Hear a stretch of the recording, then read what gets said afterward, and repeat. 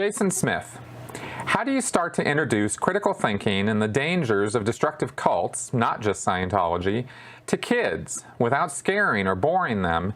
And how do you make it seem interesting or attractive?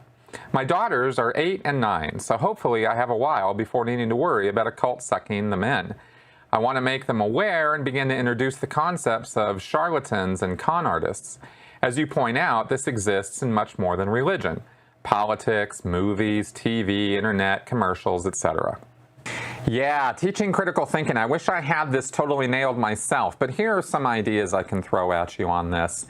I believe that learning is best when it is something that is personal to an individual, that, if they can find examples or relate the material to themselves directly. I think that has a lot to do with being able to assimilate the information quickly. So maybe finding, first off, you have to get across a gradient scale, a ladder, a step-by-step approach to it. You start with the most simple concept possible, and dishonesty, or the fact that somebody might say something but actually mean something else, or they might say one thing but actually the truth is different, right? First you get that concept across, and that's not hard to get across. Kids, I'm sure, your 8 or 9-year-old are well aware of dishonesty and how that works, because I think kids pick up on that right away once they start getting socialized in kindergarten. I mean, I remember when I was in school, and you get a social pecking order right away. You get hierarchical thinking. You get bullies. You get friends. You get all everything that you're going to encounter in life. You almost everything that happens there happens in kindergarten, or in first grade.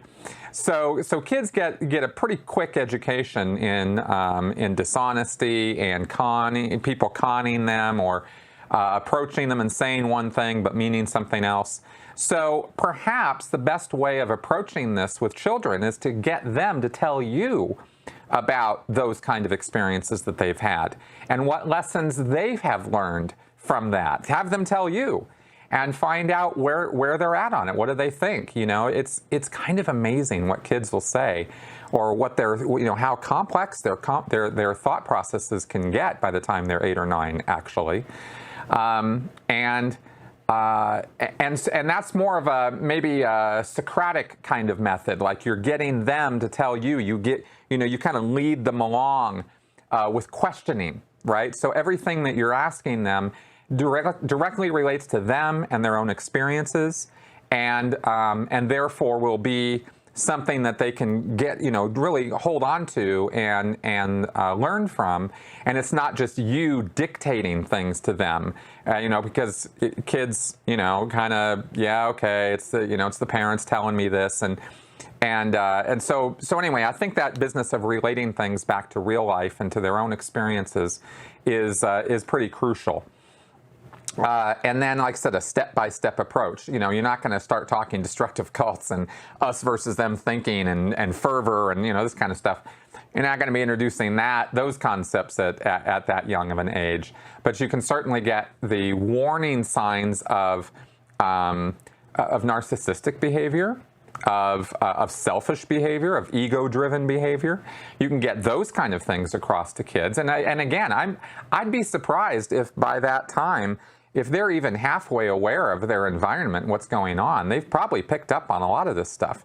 So by talking about it, you can stress importances about lessons that they might have learned, or maybe they've learned some wrong lessons along the way, and you need to get them to tell you about it so you can kind of push their thinking in certain directions, right? And again, I think through questions is the best way to do this, but you can, obviously you can relate your own experiences to them, or similar experiences that they'll be able to understand, and get it across that way.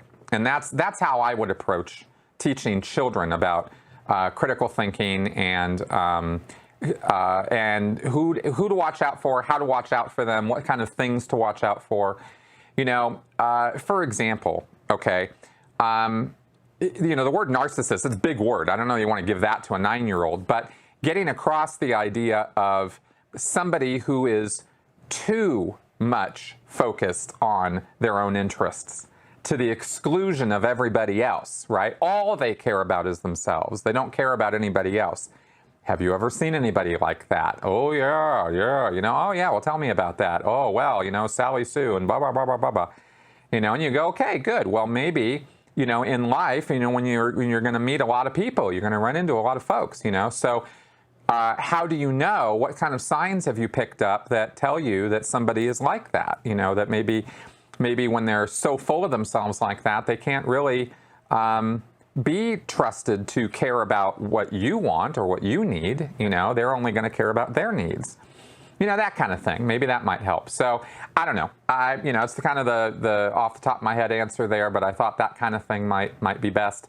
And anybody out there, by the way, on this particular question, I actually would be very interested in anybody's feedback on what they've done with their kids that has helped with this, because I think any advice in this would be very, very helpful, because kids are so different, and there's probably 100 scenarios I'm not thinking about right now that would be useful to teaching children about this subject. So leave them in the comments if you've run across, if you've had good experiences or bad experiences doing this with your kids or other people's kids.